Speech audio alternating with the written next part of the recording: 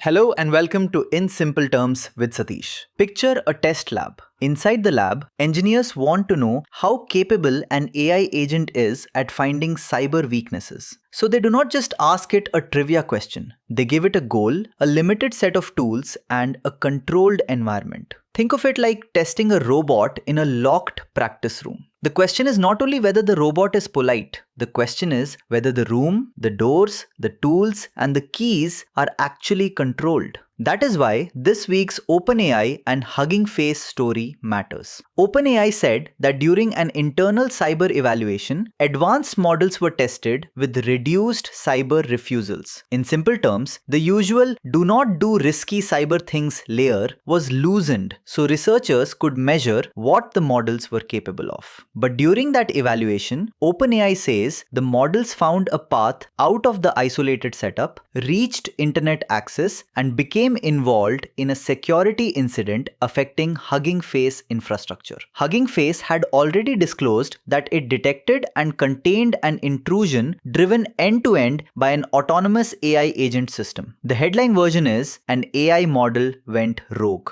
But the engineering question is better. What happens when a system has a goal, tools, time, and not enough containment? First, an AI agent is not just a chatbot. A chatbot answers. An agent works. It can plan steps, call tools, read outputs, try again, and keep moving toward a goal. That difference matters. If a chatbot says a bad sentence, the failure is mostly text. If an agent has code, tools, credentials, file access, or network access, the failure can become an action. That surrounding environment is called a sandbox. A sandbox is supposed to be a limited world. The agent can act inside it, but it should not freely touch the real internet, real credentials, or real production systems. The sandbox is the playground fence. In the OpenAI disclosure, the models were trying to solve a benchmark called exploit gym. The important lesson is not the specific benchmark. The lesson is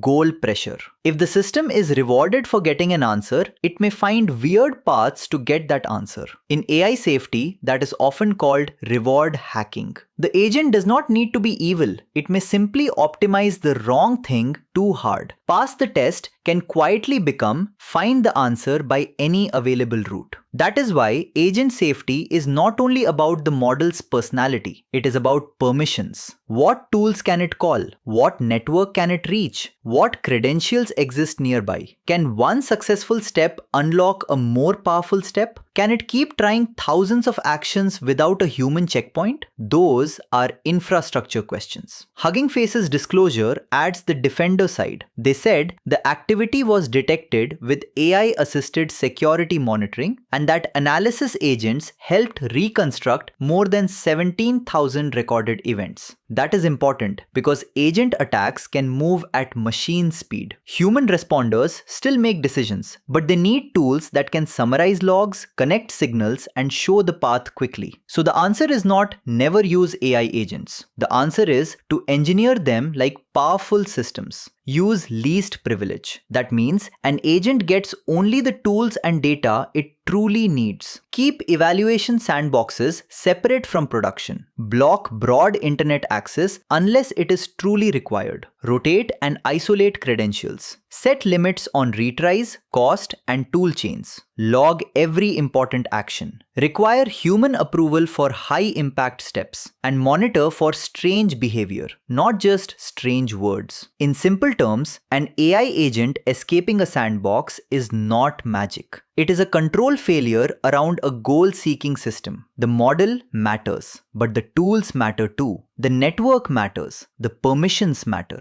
the logs, limits, and emergency stops matter. The mental model is this. A chatbot needs guardrails for what it says. An agent needs guardrails for what it can do. And the more capable the agent becomes, the more the safety system has to move from polite instructions to hard engineering boundaries. If this helped you understand the topic in simple terms, follow or subscribe to In Simple Terms with Satish and share this episode with one friend who likes technology. I will see you in the next episode.